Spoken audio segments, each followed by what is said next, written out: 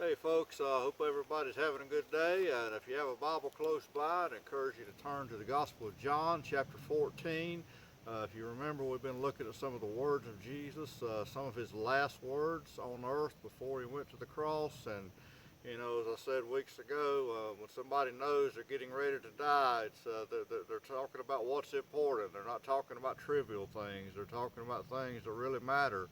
And it's important to listen, and especially to Jesus as he was training and preparing his disciples for a time when he would no longer physically be with them. So let's pick up now in John 14 and verse 15. He said, "If you love me, keep my commandments." If you ever wonder what the proof of love is for God, it's not wearing a t-shirt or having a bumper sticker on your car. He said, if you love me, you'll keep my commandments. You'll be obedient to what he tells you to do.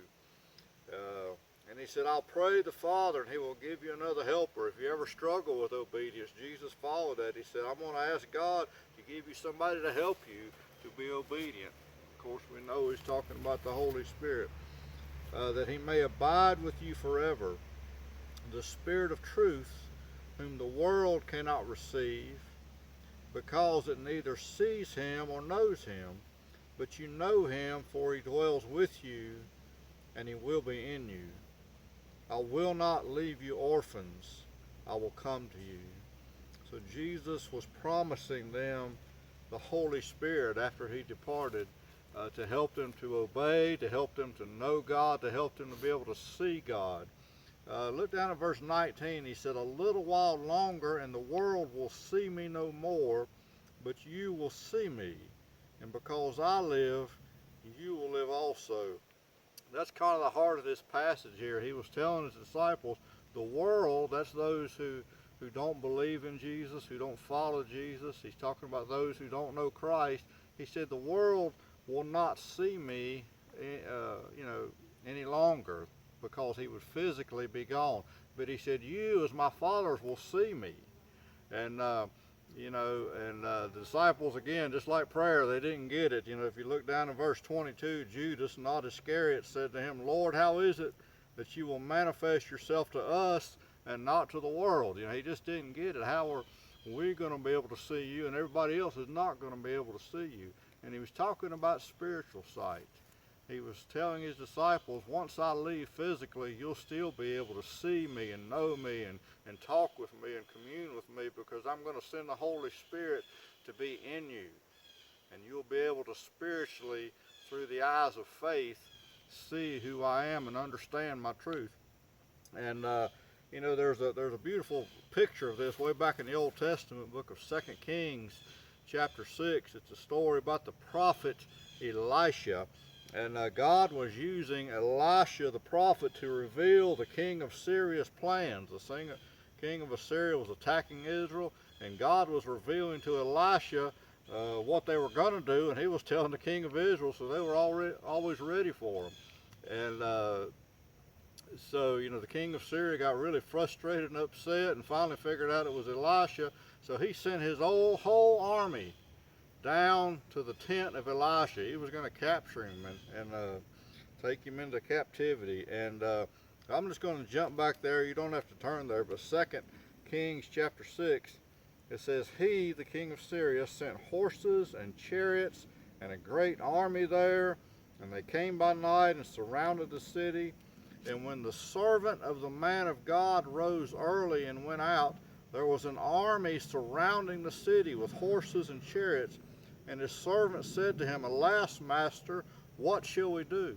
You see that story. Elisha's servant, he was scared to death when he looked all around the mountain and saw all this Syrian army coming after him. And he said, Elisha, what are we going to do? He was so afraid. Verse 16, Elisha answered, do not fear, for those who are with us are more than those who are with them. And Elisha prayed and said, Lord, I pray, open his eyes, that he may see. And then the Lord opened the eyes of the young man, and he saw. And behold, the mountain was full of horses and chariots of fire all around Elisha. I believe that was the angels of God. And they went on to win a mighty victory. But Elisha prayed that servant's eyes will be open, because at first he was so afraid he could not see the spiritual reality that God was there with him. You know, our eyes have to be opened to see spiritual truth and to see spiritual realities. Elisha's servant there was not looking through the eyes of faith. He was walking in fear only because he was looking at what he could see physically.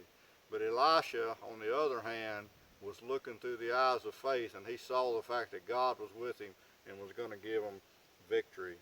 So, you know, I just think that's a great example that when we encounter the enemy of our souls, or when we encounter trials and difficulties in this life, we don't need to walk in fear by just looking at what we see. We need to look through the eyes of faith and see that God is with us. He's promised to never leave us or forsake us. Jesus told his disciples, "A little while longer and the world will see me no more." Verse 19, "But you will see me."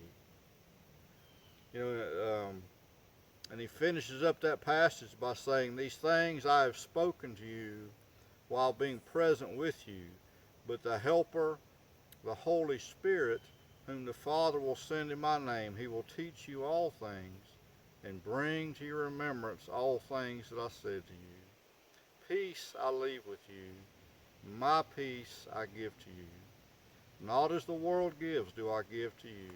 Let not your heart be troubled, neither let it be afraid."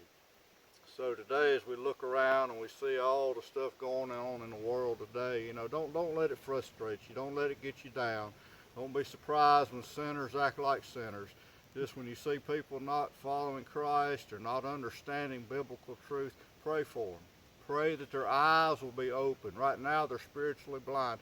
Pray for them, just like Elisha's servant, that their eyes will be open and that they will see the reality of the truth that we have in Jesus Christ. If we can help you in any way or pray for you, please let us know. We'd love to pray for you. Thanks for watching. Hope you have a great evening.